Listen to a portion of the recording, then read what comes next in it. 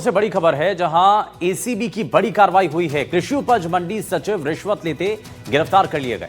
केसी मीणा को 45,000 की रिश्वत लेते पकड़ा। दुकान का लाइसेंस बनवाने के एवज में रिश्वत मांगी गई थी और पीड़ित पक्ष की शिकायत पर एसीबी ने पकड़ा है और सचिव के पास से रिश्वत की जो राशि है वो भी बरामद कर ली गई है। तो फिलहाल धौलपुर में कार्रवाई हुई है। एसीबी ने एक्शन लिया है। कृषि उपज मंडी सचिव रिश्वत लेते गिरफ्तार किए गए। केसी मीणा को 45,000 की रिश्वत लेते पकड़ा गया है। दुकान का लाइसेंस बनाने के एवज में यह रिश्वत की मांग की गई थी और पीड़ित पक्ष की शिकायत पर एसीबी ने इस मामले में कार्रवाई की और अब जो है जो रिश्वत की राशि समेत जो सचिव हैं उनको पकड़ा जा चुका है। तो पीड़ित पक्ष की शिकायत के बाद यह कार्रवाई हुई है और सचिव के पास से रिश्वत की राशि बरामद हुई है। नीरज हमारे सहयोगी हमारे साथ जुड़ गए हैं। नीरज, क्या ये पूरा मामला है? दरअसल पीड़ित ने शिकायत भी दी थी, उसके बाद ये कार्रवाई हुई है। देखिए, परिवादी एक मंडी का आड़तिया है। ये दुकान का लाइसेंस बनवा रहा था। तो जो सचिव है केसी मीणा, जो लाइसेंस बनाने के एवज में 50,000 रुपए की रिश्वत की मांग की थी, लेकिन इनका सौदा 45,000 में तय हो गया। इसके बाद जो पीड़ित आड़तिया है उसने इस मामले की शिकायत भरतपुर एसीबी कार्यालय में दर्ज कराई थी। शिकायत दर्ज होने के बाद एसीबी ने इस मामले का गुप्त तरीके से भौतिक सत्यापन कराया और भौतिक सत्यापन के बाद आज शुक्रवार को मंडी में इस कार्रवाई को अंजाम दिया है। जो सचिव है केसी मीणा, उसको 45,000 की राशि के साथ रंगे हाथों गिरफ्तार किया है।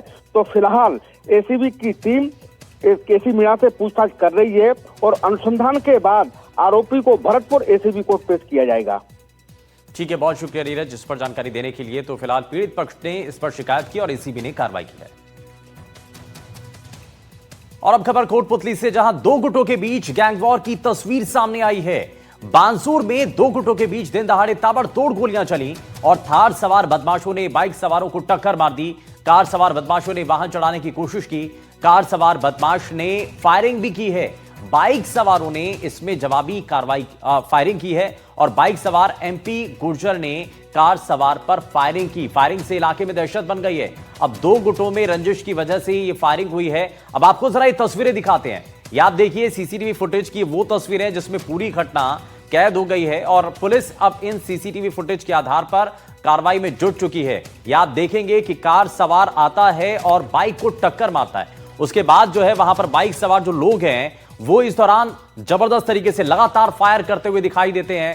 कार के ऊपर फायरिंग की जाती है। एक और कार आती है, यानी कि दो कार इस दौरान सामने आती हैं और बाइक सवार उनके ऊपर लगातार फायरिंग करते हुए दिखाई देते हैं। कार सवार ने भी हालांकि फायरिंग की है, लेकिन इस मामले को लेकर के फिलहाल सीसीटीवी को आधार मान करके पुलिस अब इस कार्रवाई में जुट चुकी है। तो कार सवार बदमाशों ने फायरिंग की है, बाइक सवारों ने जवाबी फायरिंग की है और ये दो पक्षों के बीच का ये बड़ा झगड़ा हुआ है।